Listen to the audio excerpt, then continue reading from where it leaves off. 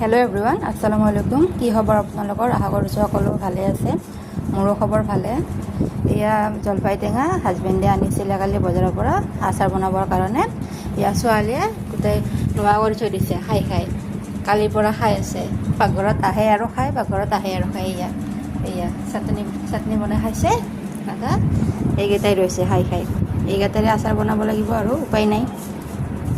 লগতে দুটামান জলকীয়াও দিম, অলপ জ্বলা জ্বলা হ'লে খাই ভাল লাগে।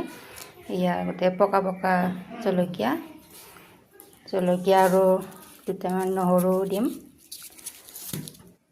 গোটেইখিনি ইয়া ভালদৰে ধুই ল'লোঁ। ধুই লৈ ইয়া এনেকৈ চুৰিৰে এনেকৈ কাটি দিছোঁ, তেতিয়া মছলাবিলাক ভিতৰত সোমাব। এয়া নহৰু আৰু জলকীয়াখিনি অলপ এনেকৈ কাটি লৈছোঁ। ইয়াতে অলপমান পানী বহাই দি ইয়াতে হালধি আৰু নিমখ অকণমান দিছোঁ। এয়া জলফাইকেইটা অকণমান বইল কৰি ল'ম। জলকীয়া আৰু নহৰুকেইটা বইল কৰি নলওঁ। এয়া জলফাইকেইটা বইল হৈ গ'ল, অকণমান বইল কৰি ল'লে হ'ল, বেছি কৰিব নালাগে। এতিয়া চালনীত নমাই ল'লোঁ।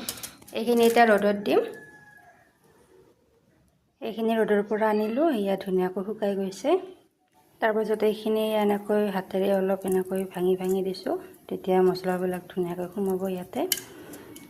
তাৰপিছতে এয়া মই প্লেট এখনত এয়া মছলাবিলাক ৰেডি কৰি লৈছোঁ। ইয়াতে লৈছোঁ অলপমান জিৰা লৈছোঁ, অলপমান পাঁচফোৰণ, ইয়াতে ধনিয়া গুড়ি অলপমান, জলকীয়া গুড়ি আৰু নিমখ হালধি।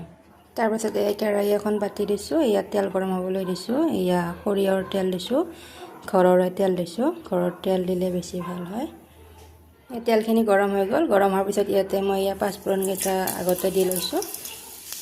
তাৰপিছত এয়া জলফাইখিনি ইয়াতে দিছোঁ তেলৰ ওপৰত। তাৰপিছত ইয়াতে থোৱা গোটেই মছলাখিনি ইয়াতে ঢালি দিছোঁ। এয়া মছলাখিনি দি এইখিনি গোটাই ধুনীয়াকৈ লৰাই দিছোঁ। লৰাই এনেকৈ ভাজি লৈছোঁ। এইখিনি এতিয়া অকণমান ৰ'দত দি ল'ম, বেছি নিদিলে হ'ব, অলপ ৰ'দত দিলে হ'ব। ৰ'দৰ পৰা আনি এইখিনি অলপ ঠাণ্ডা কৰি লৈ এয়া চিচাৰ বৈয়াম এটাত তেনেকৈ ভৰাই লৈছোঁ। সেইখন কেৰাহীতে আকৌ অলপ এয়া তেল গৰম হ'বৰ কাৰণে দিছোঁ। এয়া তেলখিনি গৰম হৈ গ'ল। এতিয়া গেছটো অফ কৰি দিম। অলপ সময়ৰ কাৰণে ঠাণ্ডা হ'বৰ কাৰণে থৈ দিম তেলখিনি। এয়া তেলখিনি ঠাণ্ডা হৈ যোৱাৰ পিছত ইয়াৰ ওপৰত এনেকৈ ঢালি দিলোঁ আৰু মাজে মাজে ৰ'দত দি থাকিলে হৈ যাব। এনেকৈ চিম্পুলকৈ বনাইছোঁ।